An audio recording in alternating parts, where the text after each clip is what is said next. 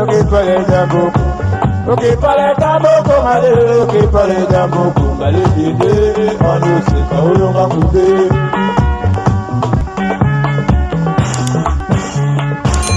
Ok pale jambo male. Bonjour, bonjour, na bino nyonso obo sepelaka ko mela biloko oyo ezali ya bio, oyo ezali na produit chimique na kati te, mais ezali ko sunga biso na makambo ebele. Alors lo ya sika euti koya, en tout cas bozala boya na lombangu bino ba l'échec boya kaka kotu na l'échec tango esilaka ya sika eye na marché bati na biso oyo ezali ko kitisa diabète. Yango yo bandeko bati oyo soki ozali komela yango docteur ayebi ke sucre na yo ezali komata ti yango oyo kosunga yo pona diabète na yo ezala stabiliser ba oyo bameli yango bapesaki biso suite ya kitoko tozali pe na oyo ya tension euti koya bandeko na ngai bosengaki yango ebele esilaki yango oyo alingi kisi ya tension ti ya tension obenginga tokotekela oyo yango. Et puis, tozali pe na oyo, normalement, oyo ezali basali on a ba capsule. Mais, ezape kaka pona tension. Tolongwe wana, bande konanga ya ten. Voilà, oyo basepela ki ya ten. Et si la ki ezaki na nenga ba carton, siko eye na boye, yango oyo eye. Ten na yo ezali malamu te, ba bouton, ba tashi na elongi, bande konanga, soko omeli oyo ko soko la makila. Et puis tena yo ekozonga kitoko makasi. Alors tolongwe wana toye na café na biso ya bapapa ebele. En tout cas soki oza na problème ya érection, ozokoka ko satisfaire mwasi na yo te. En tout cas café yango ekozongisa yo makasi, ezali na produit chimique te, ekobebisa yo pe système na yo te, mais ekosunga yo pona libala na yo ezala malamu. Tokei mbangu toye na biso ba mama. Avant toke na biso ba mama, toza pe na mai oyo ezali la même chose pour na ba papa, pour na érection, soki pe débit ya oyo ba bengaka maladie oyo ba papa babelaka mingi, bande ko na ngai kombo nango ekiminga. En tout cas, n'hésitez pas, oza pe na problème ya tension awa pe eko régulariser, oza na problème que ozo telema bien te eko régulariser yango, oza pena problème ya prostate pe débit ya prostate ou bien bandi prostate bandi konanga. N'hésitez pas, eza kisi moko makasi na prix moko ya malamu nyonso ba produit o ezali bio. Toye awa ba mama na biso bazolo ba ala danoise, toza na libumu munene, tozo kitate yango yo bosala noki oyo basombaka ngo jimile ya oyo ezali ya tongo, oyo ezali ya pokwa. Surtout oyo ya tongo ezana ba bienfait ebele na kati. Nazo recommander yo mama ata kutu libumu na eza munene te pona ko détoxiquer biloko to liaka ba biloko na nyonso na kati ya nzoto kisi ti ya malamu yango. En tout cas bande ko ngai nazo melango déjà ba effet nango ezali très bien. Alors libumu ekita yo et pousse yo ke libumu diminuer makasi omeli na ya butu yango yo, après na tongo omeli oyo. Vraiment bande konanga na prix ya bien na bino nyonso tout oyo bolingaka la danoise. En tout cas, ne manquez pas boso basikoyo. Et puis bande konanga ya Belgique, boso la ba commande na bino mbangu ngai moko nazo kita Belgique na komemela bino. Oyo ya suka yango yo ezali ba capsule. Et salami pe kaka na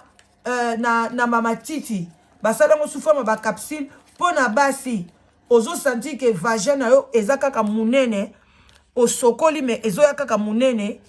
mususu ezaka ba microbe. Alors toza ba capsule oyo, soki o baki yango, o tiengo na vagin na yo ekokoma mukie, et puis ekozala kitoko mingi pona santé. Alors bande konanga biloko yango yo, n'hésitez pas, kisi na biso, ya co-réduction, ya diabète, il y a ba pona biso po ezala kitoko pona we sukwama café ya ba papa, et puis pona ko diminuer o ezali pe pona kokonda, donc pona o diminuer ozoya munene makasi libumu ezoya munene nzoto na o ba poana wezo matambangu ba te yango yo omela na butu et puis omeli na tongo. À bon attendeur, salut. boya ebele obengi la danoise na 00 44 74 59 62 52 17 soki olingi ba produit oyo obengi la danoise bambo tebele merci. Bonjour, bonjour, bonjour, bonjour, bah bonsoir, bah bonjour. Ça dépend heure à laquelle vous allez suivre la danoise. Bambo tebele biska bizu bino bande konanga. Toza na sangwa mawa pe toza toujours ko continuer kolela ndeko na biso Angelica persona. Vraiment tozo présenter tant nyonso ba condoléances ba mawa na biso na famille pe na bana oyo asili kotika. Nzambe penza abatela bango bakutana na mama mo ya bien. Bakutana ndiko moka malamu azwa soin na bango kozala bana etike eza facilité bandeko na ngai bino moko boyebi oyo eza la danoise soki mbala liboso koti ubi okota epa na ngai nanu osabona te s'abonner bandeko na ngai naza na besoin na bino bo s'abonner ebele ekozala bien bo partager ba vidéo tolamusa conscience ensemble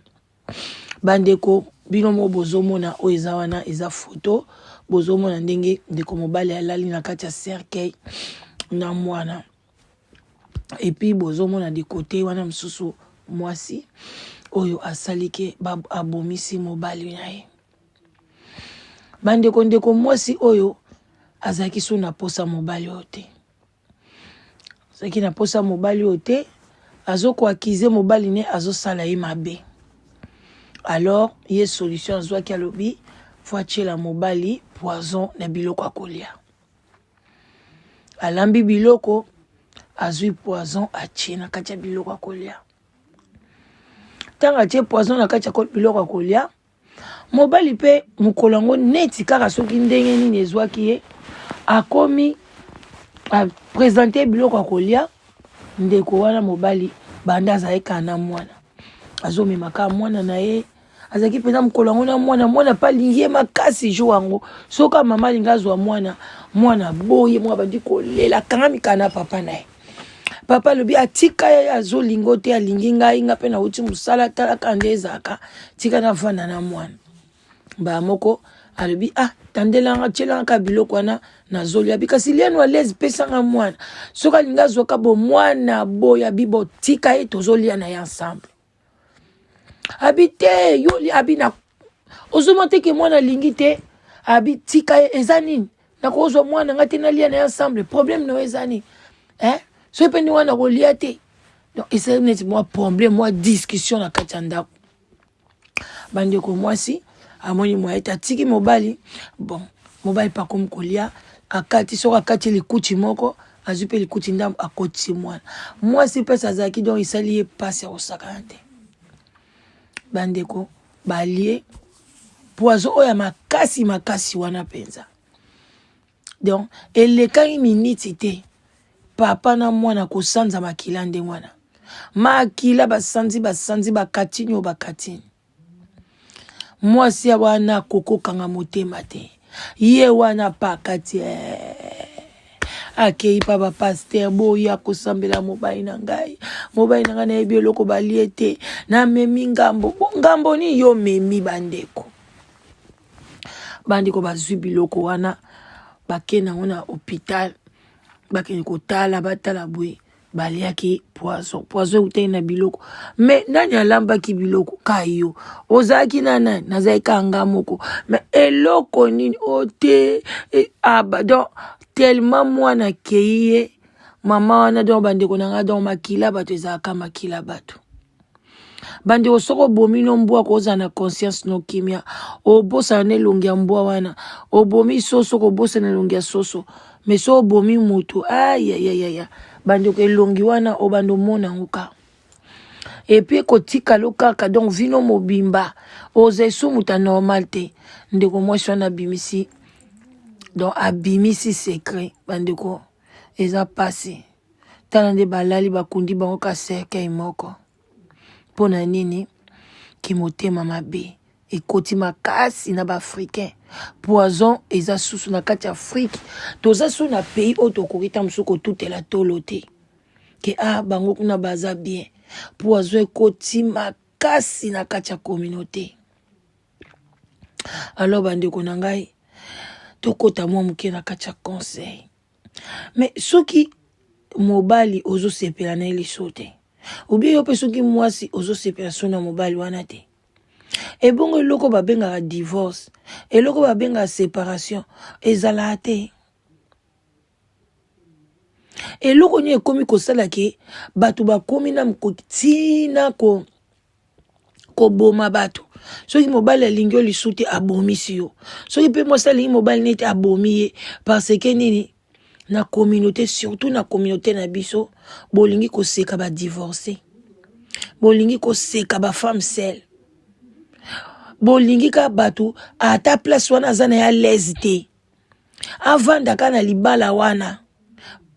Azata azane do bozo pousser kaka mutu ke asala kana mobali moko boye. Excuse, ou bien moi si moko boye.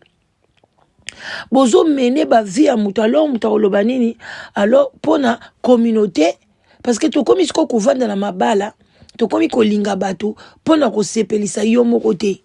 mais ko sepelisa famille na communauté parce que aba na quartier na ba osekanga a na église na oloba nini a nga mtu na yemba na chorale balonga na chorale parce que na divorcé a famille nanga mais non divorce c'est cause appelle solution bien. Soy boye baate. Soki ndeko mwasi oy. Aloba penda kima na ye libala. Azui mwana na pakati penda kimi na ye ake na ye so na mboka ni akimi mobali oy. Obie pa boyi na ye azonge pa na bango. Mobali alingaki bondela akinde gauche droite maninga alingaka alimwasi alingi na ye te. Atiki na ye. Alinga zoka mwasi musu opa alinga sepela na ye na ndenge na ye. Mais tellement communauté comme ko coincé biso. To comme ko vivre le corps dans le monde arabe. Donc il faut que libala ngo tamusu mobali pe yo moko mto kutene na nzela na ndenge na yo. Mutu pa peso libala azate bokutene na nzela na ndenge na bino moko. Mais bande ko na ngai.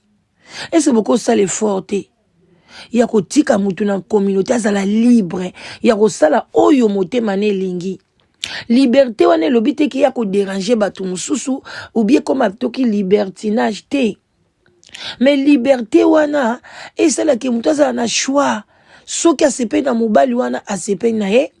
mukolo pe ko simba te et que incompréhension côté libango mutu na mutasali nzela na ya sali mokili na ye sans bino communauté bocha ba commentaire bocha ba pression au moins pe yo muto chaka pression yo muto chaka commentaire na basi wana wa divorce oh boya boti na mibali misatu oh azabo tamusu yo mo na kati libala nozo souffrir bandeko tout ça l'attention na obete la bino kana ko profiter kana likambo na bete la bino likamoko eleki na famille musute kana famille na ngamoko bandeko ba oyo nyoso bo mona ba liwa boy eza ba conséquence ya communauté ezo coincer bato ndeko mwasi oyo alobi yango clairement libala ngo na lingaki yango te baba lisenga kutu na makasi donc mobali azoni okolanga na monika mwena sate poisson na kebisa famille ngana ina divorcer ba oboya yango solution na mona ina pese poison mais mukolo wana mwana kangama na mobali wana soki azakata na mwasi moko sagesse akwa ozo biloko wana ke bwa kango abia so pe boye okolia olikolia kana mwana okolia pete ozo biloko ke bwa kana yango po modèle mwana kangama ina mobali donc il fallait buleka ki mwana bana ko bana âge wana so batu ba olia ba ofungula kama noko dans les vides ata mwana âge wana ta tondi so okebi to mwa kazolia neka emsa zoe bateki libumu dese tondi nango tala lelo mama na mwana bakei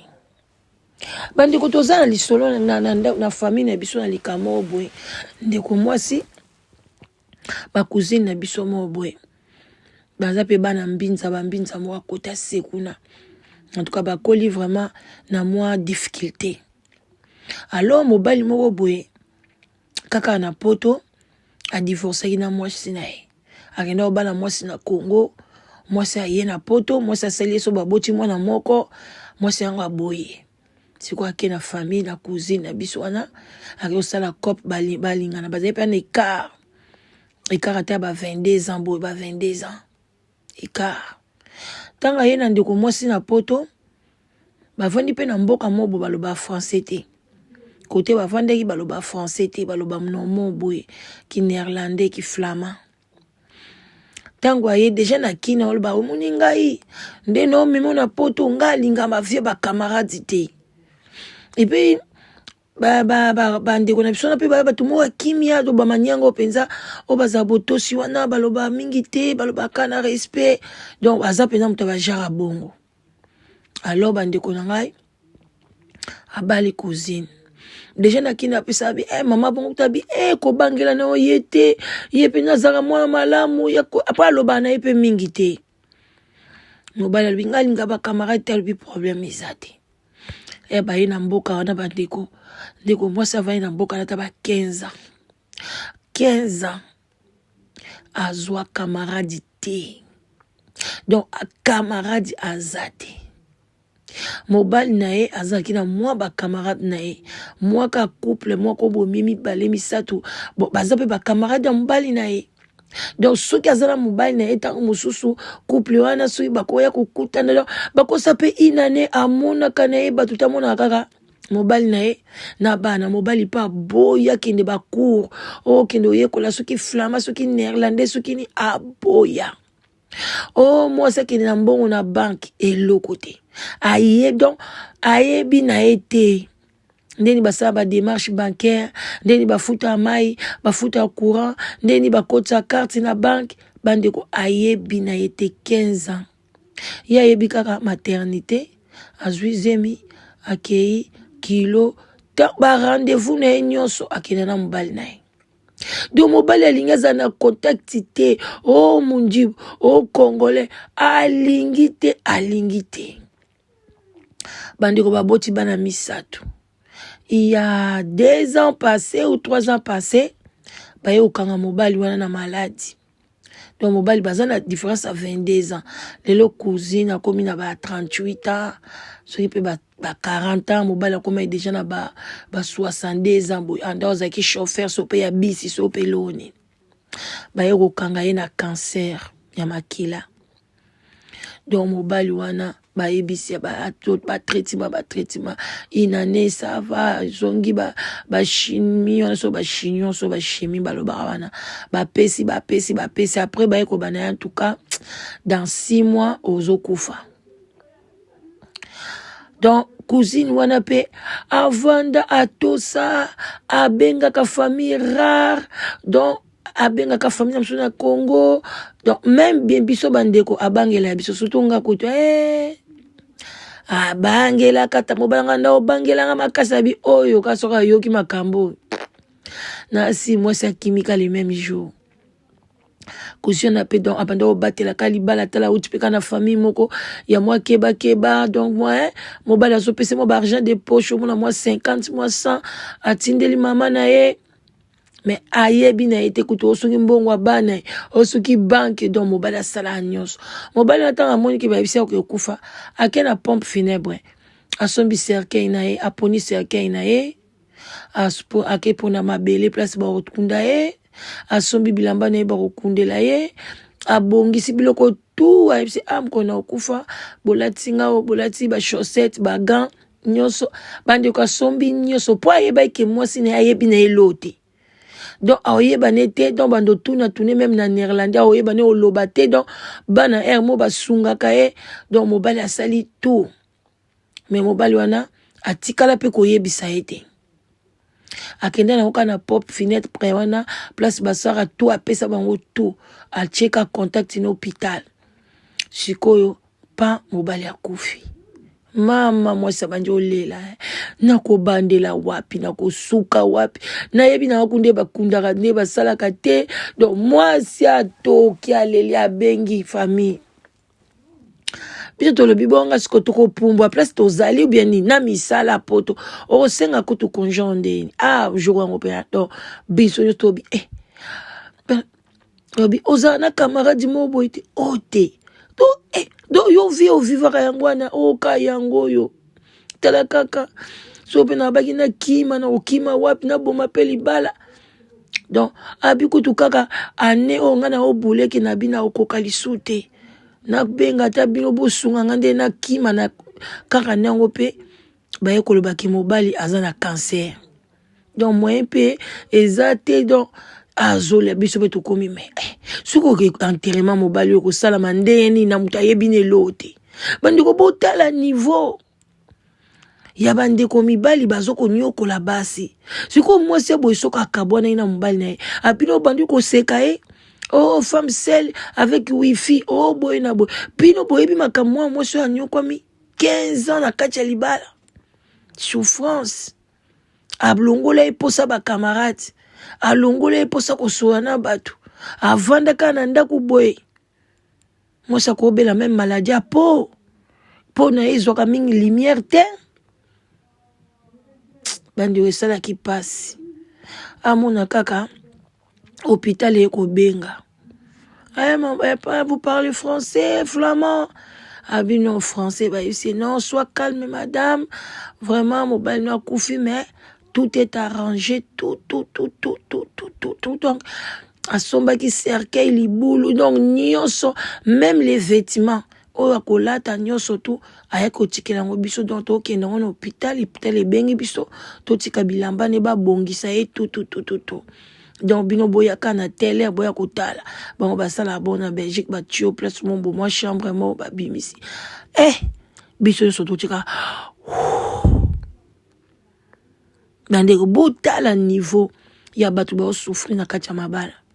siko bato aboyi mwasi abwa komedia na projet akima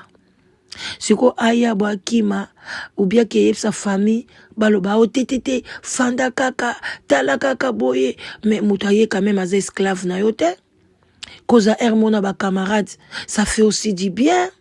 balobi pas trop mais oza bango mois 2-3 ça change aussi yo mona kaka mutu mona mokili aza kaka ye moko non nzamba sala biso bato toza biso moko te mais banyama na zamba bazana ba camarade na bango emso bokoza pe na mbwa na bino momona akomi camarade na mbwa moko côté boye basoso pe mona bakutani donc nzamba sala biso te toza isolé siko yo kezwa mona bato na Congo parce que moi si moko zwaki na Congo akima yo siko ofuta masumu na yo okangi mwana bato est-ce que nzamba opeso longue vie opeso longue vie te parce que azape na besoin que moi na s'épanouir azape na moi na zwa liberté na ye nzambe pa ko boma yo sans ba peso poison nzamba bomio parce que onyo ko la batna mokili o faire souffrir baninga nzamba bomio pona ngai mobala cousin wana soki ya cousine na biso wana na moneka lokwa nzambe nda bomi pona que la fille a libre fille a leli mobile na ye mais à quelque part ozo mona moto mungongo efungwami a community ouf bandeko nanga makambo ezoleka na communauté ete ya biso mais loko kana osilisa vaut mieux que divorcer bato baseka yo vaut mieux que divorcer que bato baganga baloba onde balobi ozwa décision na yo et puis o respecter yango que oboma moninga là ce n'est pas bien makamwa moi so asalaki c'est vraiment condamnable une fois qu'il est en prison même il y a 20 ans 30 ans 50 ans maintenant parce que telle la conséquence nango ebomina mwana batamukie innocent abatu mwana alingaki papa nae mwana mukwana journal alingaki kazala pembeni ya papa nae nzuka ndi papa zoli ya poison en tout cas epesi pasi na mawa to suki wana pona lelo bolamsa conscience mibali bolinga basi na bino basi bolinga mibali na bino en cas ya problème bomeka kosolola bomeka kosala na moi séparation bozwa moi temps ya kosolola bosala surtout bilan ya bolingo bilan d'amour existe au côté négatif à mobile au côté positif à mobile so moni ba positif eza bien maman olimbisi mobile no bovandi mais so ikomonika négatif ndezo balancer yaya mekana première tour solo la nae est-ce que moni ko changer na point boy il faut toujours négocier avant de prendre une décision. Pour terminer, na ndeko mwasi moko azwaki décision si vite pour na boya mobile nae les longs de kwana akomi na ba qu'est-ce qu'on appelle ba dépression, ba tension, Donc, azo regretté décision azwaki. Et puis, pourquoi tu as pris la décision si vite? Et puis, au kangi mobile, non est moutoté. Parce que, une amie, aïe, ko ebisa oke mobile, na yo trichaka, à kosaka yo, toi, tu acceptes. Et puis, tu divorces, sans preuve. Bande konanga tozwa maele.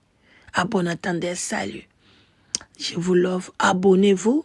Et puis, site des rencontres, Ezakawana, Ezo Zelabino, Boya Ebele. Pour nous contacter la danoise, c'est toujours 0044 74 59 62 52 17. Ozwa la danoise. Bande konanga ipona Yannick. Yannick Abelaki, mais pour le moment, il se porte à merveille. Toza toujours na besoin de soutien na bino. Bino yo so besoin ki ba engagement ya ko aider Yannick fin du mois ya bo changer idée, s'il vous plaît. Team Yannick ne tombera jamais. Il faut au commissaire dossier na soutien souka. Alors soko zwaki na no pesité ou bien sur pesa ki mais au commission na moi argent de plus na poche na yo yaya ibengala danoise zoba coordonnées Ocha nzambe akopambola yo. Surtout sur ozo saisa ba innocent ba orphelin nzambe opambola yo. À bon attendeur, salut, des gros bisous et merci Nabino nyonso obo contribuer pour na Yannick. Merci vraiment bande konanga, ne vous inquiétez de rien. Bon on a bien beau contribuer et ça na bonne main et puis au sala makamoko ya malamu. Lelo Yannick akokufa nzala te, akozanga basket te. À cause d'un bon traitement té donc tout ça ils apona ba bien nabino ba mbongo nabino na bolingo nabino na ba onyo so ba chaka Yannick na prière nzambe amona bino bo continuer ko chapela danoise na prière nzambe abatelanga abatelanda kunanga pe abatela musala oyo na sengi bino merci bye bye.